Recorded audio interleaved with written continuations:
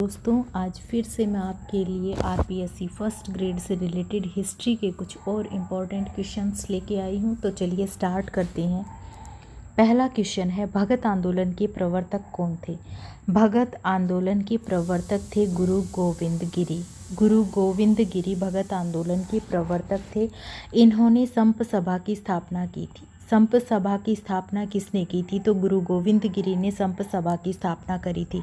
कब करी थी? तो इन्होंने 1883 ईस्वी में इन्होंने संप सभा की स्थापना की थी और इनका उद्देश्य था भीलों का समाज सुधार करना। गुरु गोविंद गिरी की संप सभा का जो उद्देश्य था वो था भीलों का समाज सुधार करना और इनके 3 प्रमुख उद्देश्य थे। भीलों में एकता, भाईचारा और प्रेम भाव का विकास करना। भीलों की एकजुटता, भीलों का समाज सुधार करना इसका उद्देश्य था। 1911 ईस्वी में इन्होंने भगत पंथ की स्थापना की थी। गुरु गोविंद गिरी ने ये जो भगत आंदोलन चलाया था वो चलाया था 1911 ईस्वी में। इनका गुरु गोविंद गिरी का जो केंद्र था, आंदोलन का जो केंद्र था वो कौन सा था? तो वो था बेडसा गांव था। इनके आंदोलन का जो केंद्र था वो था बेडसा गांव। 1907 में चूरू में स्वामी गोपाल दास ने किस सभा की स्थापना की थी? 1907 में स्वामी गोपाल दास ने चूरू में सर्वहितकारिणी सभा की स्थापना की थी। सर्वहितकारिणी सभा की स्वामी गोपाल दास ने स्थापना की थी। और अब अकेला आदमी तो इसकी स्थापना कर नहीं सकता, तो उनके साथ जो थे वो थे कन्हैया लाल और श्री राम मास्टर के साथ मिलकर स्वामी गोपाल दास ने इस सभा की स्थापना की थी और इन्होंने एक पुत्री पाठशाला की भी स्थापना करी थी। इनकी जो सर्वहितकारिणी सभा थी उसने पुत्री पाठशाला की स्थापना की और जिसमें नारी शिक्षा दी जाती थी। अगला क्वेश्चन है, राजपूताना मध्य भारत सभा का प्रथम अधिवेशन कब हुआ था?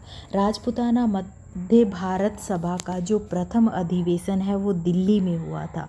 दिल्ली में मारवाड़ी पुस्तकालय है, वहाँ पर हुआ था 1918 ईस्वी में। अब इसके 4 अधिवेशन हुए थे, वो कौन कौन मतलब कब कब हुए थे तो वो आप याद रखना।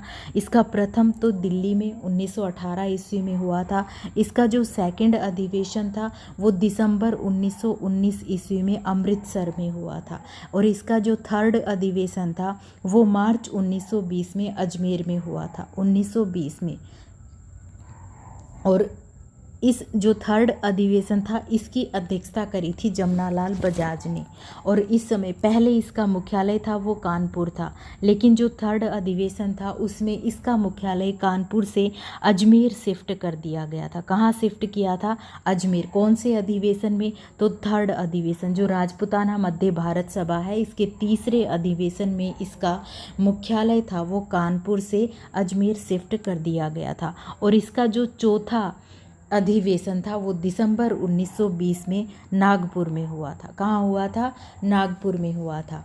अगला क्वेश्चन है, किस किले में सबसे ऊंचे भाग का प्रयोग राजप्रासाद के लिए, सबसे नीचे के भाग को जलाशयों और समतल भाग को खेती के लिए सुरक्षित रखा गया था?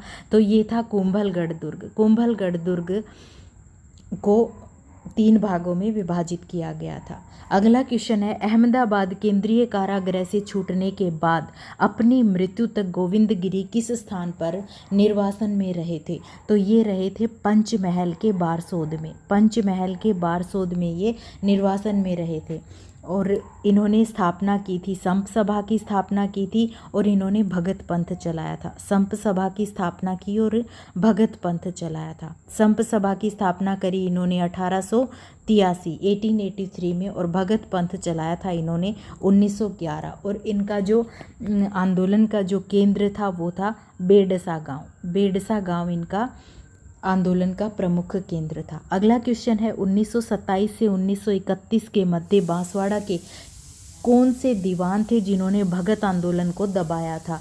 तो वो थे बांसवाड़ा के दीवान थे ये एन भट्टाचार्य। एन भट्टाचार्य ने भगत आंदोलन को दबाया था। अगला क्वेश्चन है, प्रतिहारों के अभिलेखों में राजाधिकारियों को क्या कहा जाता था? तो प्रतिहारों के जो राजाधिकारी थे उनको राजपुरुष कहा जाता था। अगला क्वेश्चन है, महाराणा कुंभा ने कौन से गांव थे जो एकलिंग जी के एक लिंग जी के मंदिर की पूजा एवं व्यवस्था हेतु प्रदान किए थे, तो वो थे आहड़, कल्याणपुर, जगत एवं कांकरोली। ये क्वेश्चन इम्पोर्टेंट बनता है। महाराणा कुंभा ने कौन से ग्राम एकलिंग जी के मंदिर की पूजा और व्यवस्था हेतु प्रदान किए थे, तो आहड़, कल्याणपुर, जगत और कांकरोली। जगत और कांकरोली। Thank you.